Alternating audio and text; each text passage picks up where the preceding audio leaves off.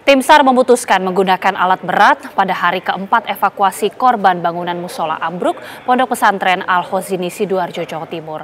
Langkah ini dilakukan setelah dipastikan tidak ada lagi tanda-tanda kehidupan dari puluhan korban yang masih tertimbun reruntuhan.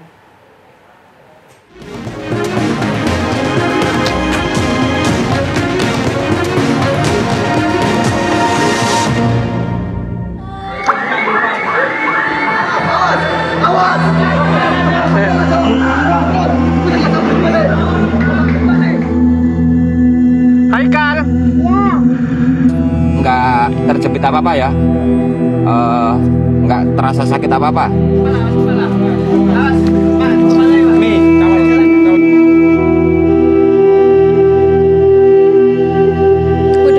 Udah pasrah, udah nggak mikir yang macam-macam lagi.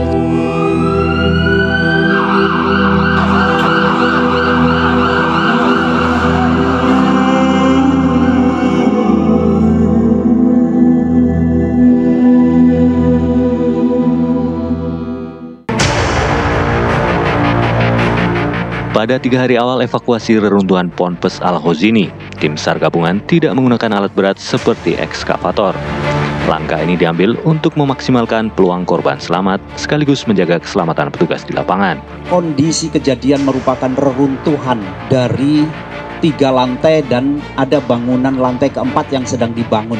Terjadi di sini sebenarnya merupakan material-material beton yang bertumpuk-tumpuk. Sehingga dari kondisi ini, kalau dalam istilah SAR, tipe reruntuhannya sebenarnya tipe pancake, harus dilaksanakan penanganan khusus. Pada saat begitu tim SAR hadir melaksanakan asesmen dengan fasilitas yang dimiliki, kita mendetek masih ada beberapa korban yang memungkinkan masih bisa kita selamatkan. Sehingga pada saat itu Badan SAR Nasional langsung mengirim Badan SAR Special Group yang dari kantor pusat, kemudian kita mengerahkan kantor SAR yang ada di Jogja dan juga kantor SAR yang ada di Semarang dengan peralatan khusus untuk melaksanakan tindakan rescue yang dilaksanakan di sini. Keputusan diambil berdasar kondisi struktur bangunan yang runtuh dalam pola pancake sehingga sangat tidak stabil.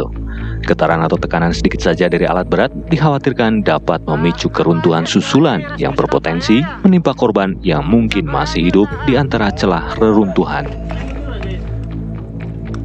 Yusuf, umurmu berapa? 16 tahun. Apa yang luka? Ya? Nggak ada ya, cuma perut kecepet ya? Di sebelah kiri, Jus. Ya. Haikal.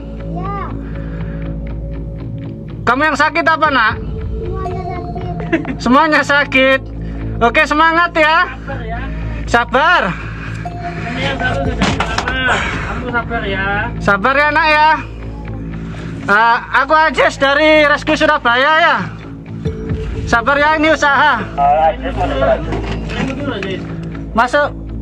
Pak Megan, taruhlah. Pendekatan yang kami utamakan adalah yang pertama di Golden Time seperti disampaikan oleh Kabasarnas tadi adalah 72 jam atau 3 kali 24 jam adalah untuk memberikan kesempatan semaksimal mungkin tim rescue untuk bisa melakukan pendekatan secara aman. Saya memberikan gambaran seperti spider web. Satu titik kita colek, maka rembetan getaran itu bisa sampai ke semua sektor yang terconnecting dengan bangunan tersebut. Sehingga kami mohon izin diberikan kesempatan keleluasaan untuk bisa memaksimalkan life saving, menyelamatkan korban yang masih memberikan respon. Saat ini di A1 ada satu korban yang masih bisa memberikan respon secara langsung dan kami sedang membuat tunnel di bawahnya untuk memberikan kesempatan pembebasan korban karena dia tidak bisa menggerakkan tubuhnya sama sekali karena berada di bawah himpitan bordes. Adik, masih sadar ya? Masih sadar ya? Sabar. Saya akan masukkan obat. Sedikit sakit ya.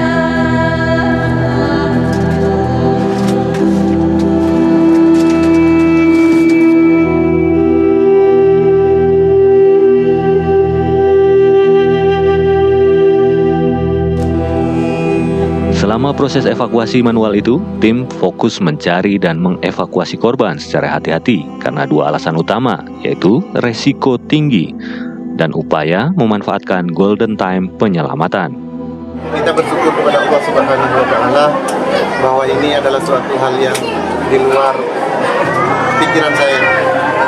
Dia dievakuasi ke golden time di masa-masa akhir golden time, di masa akhir 70 jam golden time, di masa-masa akhir golden time, di masa akhir 70 jam. Pada hari keempat, alat berat seperti kren dan ekskavator mulai dikerahkan. Keputusan ini diambil setelah tim SAR tidak lagi menemukan tanda-tanda kehidupan, serta para ahli konstruksi memastikan puing-puing besar harus diangkat untuk menjangkau korban di lapisan bawah. Asesmen kita hanya menggunakan look, listen, and feel. Ya, lihat tadi kita menggunakan alat deteksi karena kita ingin proses ini juga lebih cepat karena sebagaimana harapan kita dalam waktu yang tidak terlalu lama, tetapi bukan kita mengulur waktu karena dampak yang dituju tadi yang di bawah yang sudah pasti ini tidak butuh waktu segera juga untuk segera dipindahkan, dan ini juga tentu seperti tadi ada kekhawatiran dengan lingkungan sehingga proses ini hanya dilakukan dengan rapid assessment ya, atau penilaian atau kajian cepat, dilihat tidak ada potensial victim ataupun body dan sebagainya, dilanjutkan lagi. Dan untuk malam kami akan pertimbangkan untuk tidak dilakukan. Kenapa? Karena satu, pencahayaan, yang kedua visibility kita terbatas, dan yang ketiga dari faktor walaupun tadi sudah ada 290-an orang, tetap unsur fatigue itu juga kita perhatikan sehingga nanti unsur keselamatan walaupun ini prosesnya adalah memindahkan puing, tetap proses keselamatan terutama operator yang bekerja di lapangan, operator kren maupun orang yang berada sebagai safety borders ataupun yang memastikan area clear dari sektor yang sedang dilaksanakan pekerjaan. Pembersihan puing kini difokuskan pada sisi utara bangunan yang dinilai tidak lagi terintegrasi dengan struktur utama. Dilakukan tindakan penyelamatan dulu. Walaupun sudah menjadi jenazah kan langsung dimasukkan pada kantong, langsung dibawa ke rumah sakit. Di rumah sakit Siti Hajar. Nanti di situ dilakukan identifikasi oleh DPI. Nah, makanya tadi juga disampaikan, di sini kan belum ada yang bukan merupakan anak gitu ya. Bukan merupakan anak, misalnya ponakan apa. Nah, itu juga menjadi pokok perhatian karena kan di NI biasanya juga ahlinya bilang yang langsung orang tua dan sebagainya. Itu yang menjadi pokok perhatian setelah ini ya, setelah ini ya. Jadi ini memang tahap kita mencari korban yang di dalam reruntuhan. Udah pasrah, udah nggak mikir yang macam-macam lagi. Cuma segera ketemu sama jenazah anak saya, jadi bisa segera dibawa pulang. Tim SAR gabungan tuntas melakukan pencarian korban bangunan ambruk di Ponpes Al-Khozini, Buduran, Sidoarjo, Jawa Timur. Memasuki hari ke-9, Basarnas melaporkan total korban meninggal dunia 67 orang, termasuk 8 bagian tubuh.